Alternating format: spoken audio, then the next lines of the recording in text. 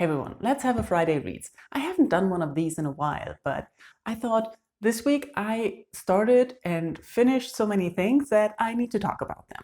So let's start with what I started first, The Dark Days Pact, which is the second book in the Lady Helen series. And I did enjoy the first book, but there were things that I really didn't love about it. But I had this one in my TBR because I bought it in a sale at some point, and I started it. And it's not that I don't particularly like the book, but it's stressful.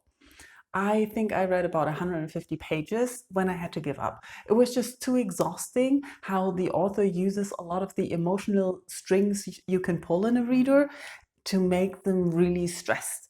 And I couldn't handle that. So I looked up spoiler reviews, and oh my God, almost everybody said how exhaustingly that made their hearts ache while reading these books, which if you can handle that, go for it. But currently I just can't. So I thought I'll go for something completely opposite that sounded less stressful. And I picked up 100 Years of Solitude, the German edition, because I had it and I had started it maybe 10 years ago, 15 years ago, I don't know. I got to page 120 about. There was a postcard in. It's one of my postcard books. And I thought, give it another try. Why not now? You've evolved, maybe you like it more now or understand it better or whatever. So I started reading, and it's the exact opposite of the Dark Days Pact. It's so remote, it doesn't really touch you, and it just feels like reading a summary. I'm 150 pages in. I don't really know if I want to continue reading this. I feel like I'm in a DNF mode, but this has a lot of characters, which I don't mind. I can keep them apart. Sometimes I think the author is confusing them, but then it turns out it was just kind of badly told that you think he's confusing them, but it's not. And that goes through the whole book so far. Everything is just a summary of things that are happening, and they're happening very fast, and they're happening at the same time. And you can't really get to know the characters. You can't get into the characters, into the motivations for anything. It feels like summarizing a history book where you drop names and events, but you miss out all the dates, so you don't have a strict timeline, so you get confused as well. Let me know in comments if you have read this book, if you liked it, what you liked about it, if it changes. I mean, it's 150 pages of summary style listing of events and characters, and none of the characters are very interesting or likable. Yeah. Let me know if I need to finish this. So because I'm not really sure about 100 Years of Solitude, I decided yesterday that I wanted to have a quick, fast read, and I checked on my Kindle wishlist what I had there and found Fina by Nino Cipri, and I thought, I don't know why that's there, but it sounds fun. And I finished it. It was a quick, fast, fun read, exactly what I wanted. Fina is the story of Ava and Jules, who were a couple but broke up 3 days ago. They are also co-workers in this IKEA-like store. So we find them working together, it being awkward, but then all of a sudden one of the shoppers has to get lost in one of the wormholes that apparently keep popping up in those stores.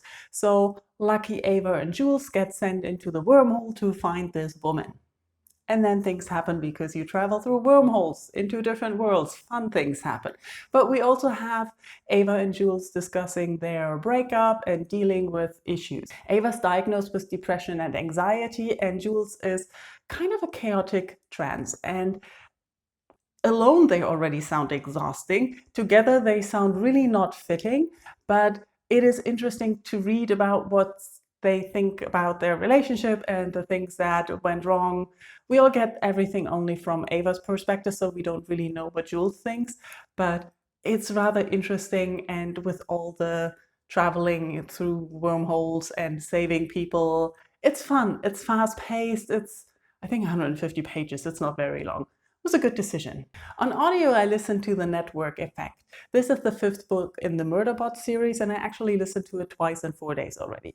You know, I love the Murderbot series. I love Murderbot as a character. I love the world that is created. I love the characters and also the adventures that Martha Wells created for the character. I was a little worried when it was announced that the 5th book would be a full-length novel instead of a novella, because before that, all the story was compacted in shorter form, and I didn't know if she could do and really grab your attention for a longer form.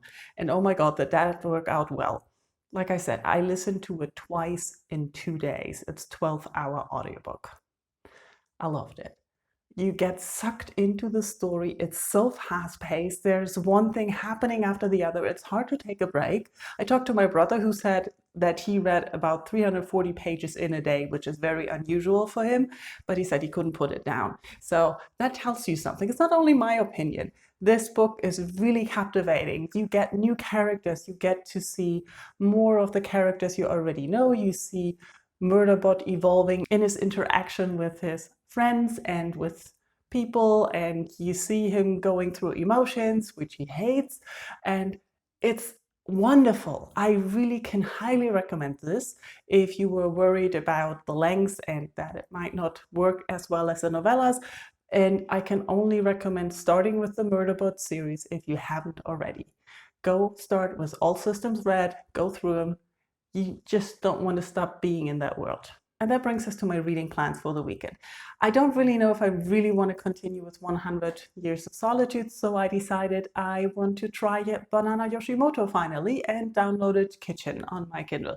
But that's only a little bit over 100 pages, so I probably need something else. On audio, I decided instead of listening to Network Effect again, I'm going to start with The Interdependency 3.